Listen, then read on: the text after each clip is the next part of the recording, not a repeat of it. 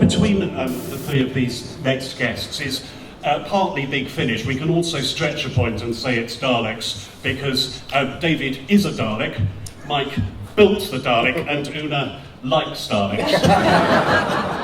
I actually own a Dalek. Oh, have you written a Dalek story? Yes. You have? Yeah. Published? I think there's some Daleks in one of the books. Oh, good. And in one of the audios. But we have a full-size Dalek at home. Good, yeah. Good. So we have a real link. We all like Daleks. So the first question, if I can kick us off, and if you think about your own questions, members of the audience, first question I would have is, why are they successful? I mean, we've had the Daleks in colour just redone. So it's introduced the original story to a new generation. But why do you think the Daleks work? Why are they better than the Klingons, for example? I'm not going to hear the end of this, am I? It's going to be non-stop dissing Star Trek. Una, what do you think? Well, I feel I should defer to Mike, but classic design, I guess. That moment of the shot of with Barbara, with the that's, I think, what seals their success. They're just so iconic. They are a bit scary, I think, remember when you were small and seeing them on screen, they are scary. They're quite easy to understand, they're menacing, and they look great. Who was scared of them when they were children? Yeah. I found them more creepy than scary, I think. You weren't frightened of them, Mike, No, I was, yeah. Yeah. But they're also endlessly imitatable, and I think that's one of the big things. There's no ambiguity about them. They're evil. They talk with a rasping voice, and they have, even though they're design features that get mocked, the sink plunger and the egg whisk meant that you could go into the kitchen, grab a sink plunger and an egg whisk, and you immediately were a Dalek. So I think they hit so many boxes in terms of just the time that they came out, the way they're written, the way they're designed. I think Terry Nation and Ray Cusick both deserve plaudits for getting it absolutely right. Straight out the box, first monster Doctor Who does is them, and they're still going. Yeah. And Peter Hawkins and David Graham, isn't it? With the voice performances. Yeah, I used to use a pudding basin as well, as well as the plunger and the egg whisk. Okay, who's used a pudding basin and a pudding basin and a plunger? Yeah. Only one admitting it. Don't believe a word of it. Don't believe a word of it. Any Collanders out there? That would be yes. Very good. Very good. We got Collanders. We got Collanders. So, David, what's it like inside them? Well, I will answer that, but I just wanted to add my comment to my colleagues here and say, obviously, as Terry Nation used to say, that there's, well, as several people have said, I think, it's the fact that it totally breaks up the human shape, isn't it? It's very difficult to achieve that with a monster, and not many have done that. And it's the fact that there's nothing identifiably human about the way it looks or moves. And I think, to sort of segue into your next question about what it's like being in a Dalek, when Doctor Who came back in 2005, and we were filming Doctor Who, Parting of the Ways, it was an interesting atmosphere because, of course, Doctor Who hadn't yet been screened yet when we were filming that episode. So, although it was obviously very promising, and obviously there was a strong belief in the BBC that this could work, you never know. And I remember Russell T Davies saying, we had our arguments prepared. If it didn't succeed, and we would say, if the ratings weren't good, we'd say, well, we're offering an alternative to ITV, but of course it wasn't great. But when we were filming, it felt like people were just waiting to see if it would work. And when the Daleks first came onto the set as a 3, there was a bit of a sort of hushed silence in the room, actually, even though you've got sort of hardened TV professionals who know the script and know what's going to happen. And I think, in a way, the answer to your question about the Daleks is why they're so successful. Like anything that lasts forever, you can't really quite put your finger on it. You can have a stab at it. But there was just something, there really was, I'm not just being romantic about it because I'm here at a Doctor Who convention, but there was a moment when, there was a pin drop moment when the 3 Daleks were in the studio, and somebody, it was silent for a few moments, and then the assistant director said, God, you guys really light up the room. You know, and he was sort of summing up the fact that they had sent a chill down everyone's spine. And I think being in a Dalek, it's a bit like being in a tank. You know, when you're actually inside it, okay, it's made of fiberglass and wood, but when you're actually inside that Dalek and you're acting against, you know, John Barrowman with his rifle and things like that, and you're slowly gliding towards them, you do feel incredibly powerful. And I think that comes over from the other side of the camera as well. They just glide along, and I think the tweaks to the design that were made for the new series Daleks, like showing the sort of nuts and bolts actually visibly on the outside, added to that feeling that this is a heavy, robust, and slightly weathered as well, weren't they? They just looked so fearsome, I think, so that... Were you responsible for those tweaks, Mike, the riveting and so on? No, I mean, that all came from the art department. Okay. So a designer called Matt Savage is primarily involved in the look of the new Daleks, and he was the one who added the rivets and the shut lines and to make them feel more machine-like. My job was to interpret those designs into 3 dimensions. But what I made sure is that we followed the silhouette that had been established in the 60s by the BBC design team and Shawcraft and Ray Cusack. So there was a lot of work to make sure that in silhouette it looked like a Dalek. It's only when you turn the lights on you go, oh, you know, they've changed this and that, the colour. But the overall shape, when it appeared for the first time in the dark, you just see a hint of it. I wanted it to be as close to what Ray Cusack had done as possible. And I think we did achieve that. They did maintain the same gut feeling that you're looking at a Dalek. Indeed, I show it to some people who are not Doctor Who fans, and they just go, well, haven't they always looked like that? Oh, really? It's still got a sink plunger, it's still got an egg whisk. So they didn't see all the changes. It's the aficionados who then dig down into those changes. But so for the general public, it was a Dalek, that was it, be all and end all. That's what Daleks look like. Just moving to a slightly different area, I'm aware that you've all 3 worked for Big Finish, Una and Mike as scriptwriters, and David, you've been involved as an actor. Can I just ask about the writing process, Una and Mike, for Big Finish? Do you come up with a pitch, or do they give you a pitch? How does it work? So generally they come to me and say, I think the way it works is that each of the different ranges or shows has a kind of producer script editor attached to it, and that person will sort of send me an email and say, oh, we've got another box set coming, we'd like you to be involved, are you free, here's broadly, maybe there's an arc to the season, or we've got a story, we've got other stories that may be historical or this, so could you try something futuristic or something contemporary? So that's sort of what happens at my end.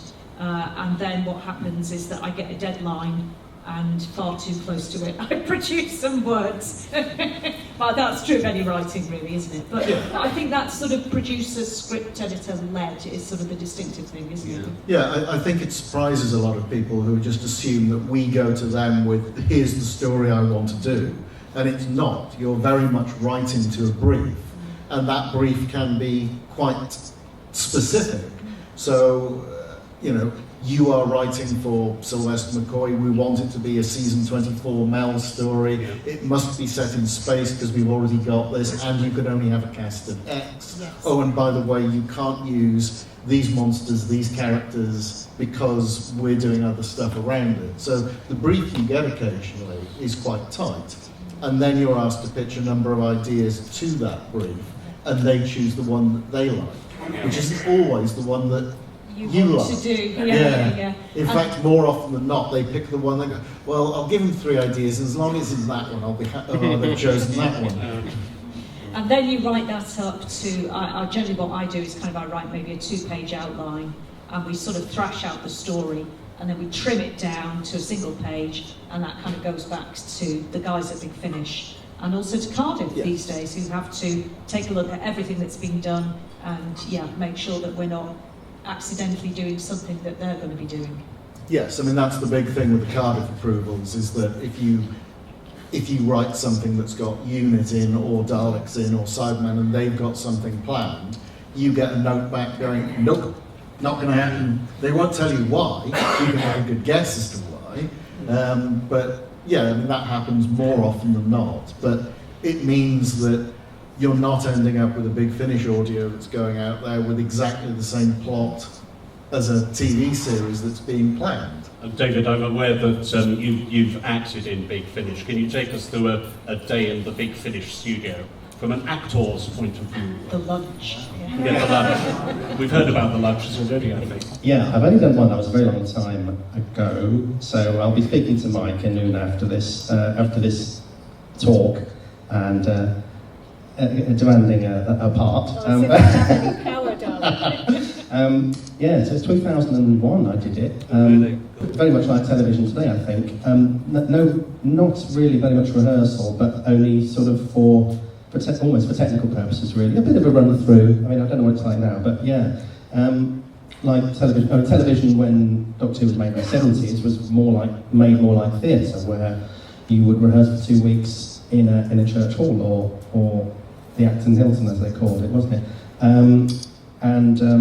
I think in some cases that, you know, whatever the weaknesses of Doctor Who technically in those days, I think that the acting was superb in the old days, in some ways better than now, because now it's shot like a film where you're just doing individual shots. But yeah, and so Big Finish was like that, really. You know, do a run like today's TV, do a run through, partly for technical reasons, partly just to, you know, warm up and then do it. I can't really remember the lunches. What are they good? Are they known for being good or not? So They had a reputation for being fantastic. I think it was the reason people did it, actually. Do a Big Finish, they're lovely, and the lunch is marvellous. Yeah. Have we got questions for the panel, please? Is the process of that similar to Big Finish, or do you get more creativity in what you write? Differences between the creativity for a book and for writing a script?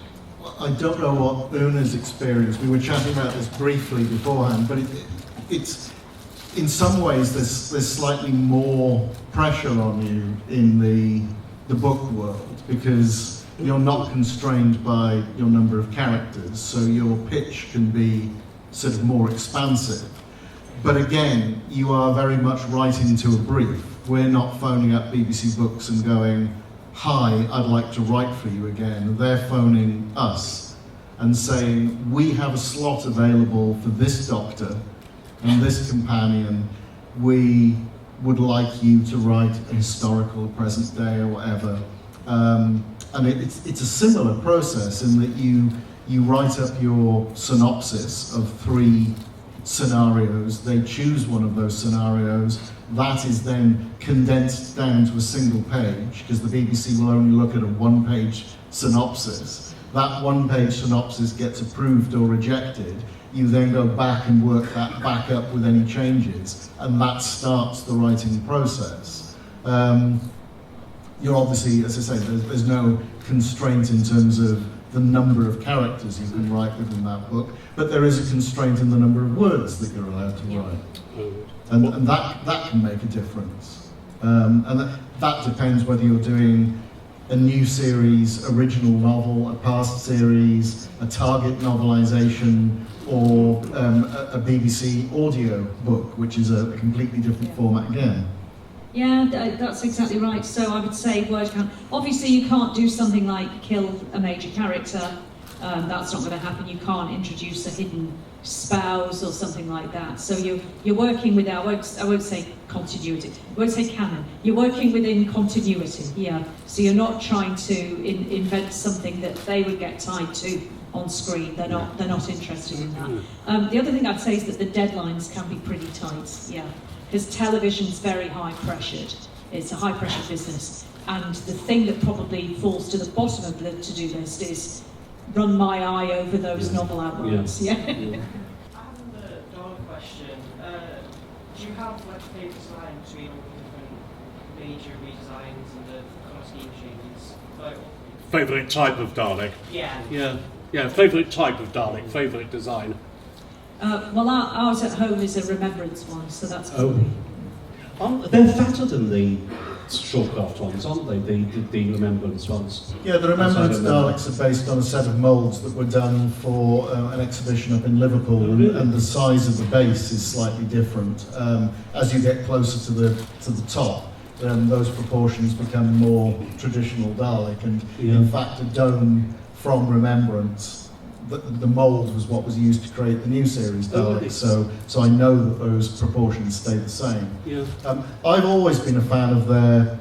It's ironic in that the Daleks were black and white for so long, and then when the movie comes along with Peter Cushing, they make them bright colours. Yes. But I actually like them in the 70s when we have colour television, Yeah. where they're almost monochrome. Yeah. So Genesis of the Daleks or Death to the Daleks. I like those colour schemes That very sort of much. battleship grey. Battleship grey and metallic. I just think they look sort of brutal. They're not the Yeah. type of being to decorate their tanks, are they? No, it's not very functional. Yeah, but my favourite is it may be like your favourite Doctor is the one you remember first. It might be that thing, but the Genesis Dalek is the first Yeah. one I remember. But I think it might be partly as well because given their nature as Nazis, you know, having a sort of battleship grey and black, you know, and that very dull, Yeah. you know, I think It is that suits- actually Bernard uniform, isn't it? Yeah. The colours of the Genesis. Yeah. The It makes- Genesis Daleks. It makes you wonder if that was deliberate because they hadn't quite been that colour before, had they? I don't think. In any Mike, previous- did you get to choose the colour scheme, or was that No, dictated? again, the art department in Cardiff said these are the colours they're going to be. We did have one design where they were aluminium, grey and blue and black.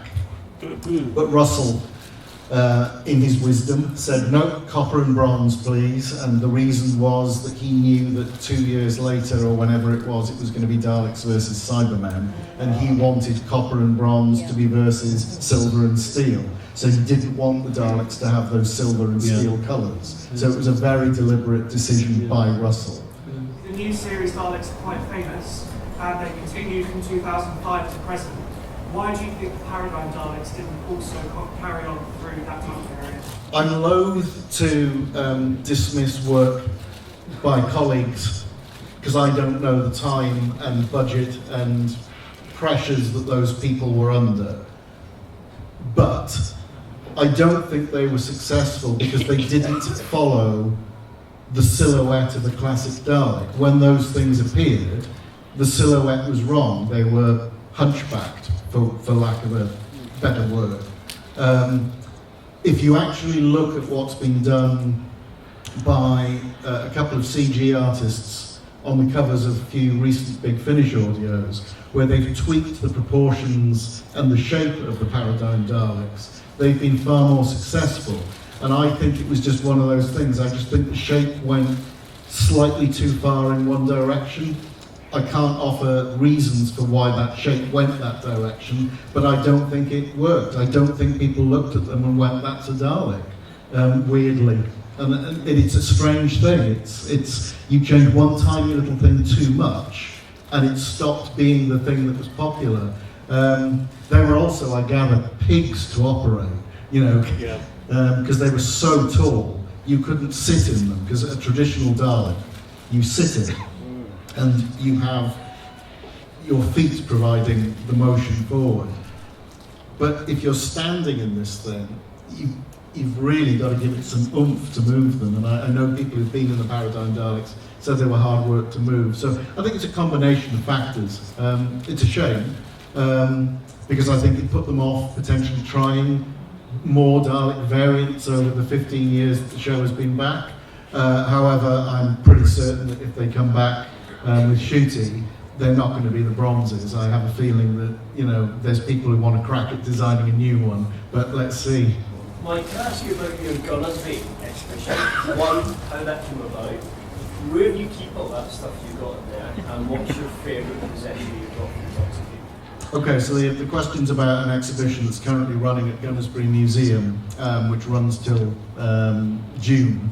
That's primarily my collection from British classic sci-fi.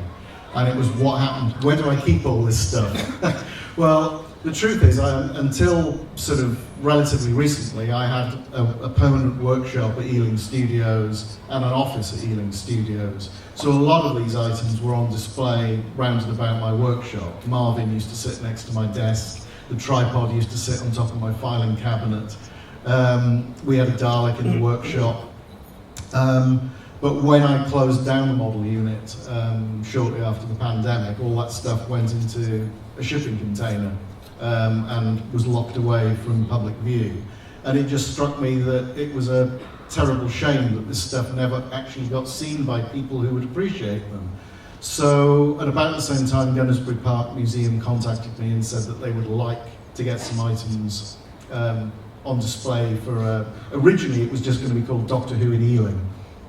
And I pointed out that the BBC may ask for a license for them to do that. So I asked if they could expand it into British sci-fi made in West London. And that actually became a far more interesting project. And it did allow us to get an awful lot of things out of storage, refurbished, put on nice display bases. And if you've not been to Gunnersbury Museum, it's a lovely little museum with nice display cases. They had a big lottery grant to get, you know, stuff properly displayed. So everything could be done the way I wanted it. It would be safe and secure. Because a lot of the problems that we had down at the Doctor Who Experience in Cardiff were that nothing was behind glass, and the amount of boiled sweets that were taken out of the pockets of the Doctor's jackets over the years was absolutely extraordinary. Because you'd reach into Tom's coat and it was like, what the hell's that? And your hand would come out covered in chewing gum. So having everything behind glass allowed me to sort of get things like the Starcops buggy, which is a very delicate model, out on display and at eye level, so you can look at it close up. So it's been a really nice thing to do. And in terms of my favourite, it's been lovely to get the tripod sort of out on display, because the Tripods is a BBC series that probably doesn't get as much love as it should. And the models were actually really, really nice. So actually getting them out and be able to see them close up was a really nice thing to do. Sometimes you see the Dalek moving really, really fast. Do you ever get the situations where you lose control and you have difficulty stopping? Oh yes, definitely, yeah. There was one time when in Dark in Manhattan where there were lots of. There's two problems really. One of them is stopping, as you said, and one of them is starting. So starting can be quite good, and one can lead to the other. So the problem with starting can lead to the problem with not stopping, because the shopping trolley wheels, they are basically shopping trolley wheels. I don't know if you've ever been inside of time. But, Been inside a shopping trolley. Yeah. Several times. Yeah, and you know how it is with a shopping trolley. Sometimes it won't quite get started, you know. So you just, but then once you go, because you put all your effort into it, off it goes. And there was in Dalek in Manhattan, there was a sort of laboratory, wasn't there? We were doing the Dalek experiment, you know. And I thought, this is dangerous, because there were rubber tubes and there were bottles and things like that with liquid in. I thought, we can't disturb those, there's continuity, you know. And but I had it happened, you know, and I just lurched forward and hit this, and one of these lovely glass bottles, like a sort of chemistry set bottle, crashed on the floor, and the sound man came, the special effects man came over and had to sort of grit his teeth in and say, it's okay. And the line was meant to be, the Dalek was meant to say, chromatin solution ready. And when Nick Briggs saw what happened, he went, chromatin solution was ready. So, I mean, you're having to turn those things on a sixpence, aren't you? Yeah, and as I said when I did my Dalek Masterclass here a couple of years ago, sometimes as well, you're doing it with goggles on as well, and a snood, because I don't know if I mentioned this last time, but you have to wear a sort of balaclava, just in case the studio lights pick out, they wouldn't pick out, you know, you wouldn't be able to see our face, but you would see a sort of fleshy colour that would spoil the illusion. So yes, so not only are you trying to start and stop, but you're trying to do it with that sort of black gourd over your head, and then sometimes goggles, because of the shooting blanks, as I said a couple of years ago. Just in case, you know, when you're firing a blank, there may be some little bit of discharge in the air or something like that. So yeah, so you might be going through a very narrow gap, just to bring it back to what we were actually talking about, which is getting through narrow gaps. You might be trying to go through a narrow gap and just they've set off smoke as well because it's a battle scene, which was in the Journey's End sort of episode. I think there was a scene in the unit headquarters, and I think there was a lot of smoke in the air. Once the light hits the smoke, then it's just white. So you're just looking at a whiteness, and someone's saying, "It's 5:30 in the morning. It's a night shoot. We've got to get through that hole, through that gap. We've only got time to do it once, you know." And I didn't do it as well as the Daleks, but I did hit the wall. And Phil Collinson was a bit stressed because there wasn't really any time there. So they got someone to push me through because I just could not see anything. You know. And there was a situation on with Parting of the Waves as well. When we first got onto that set,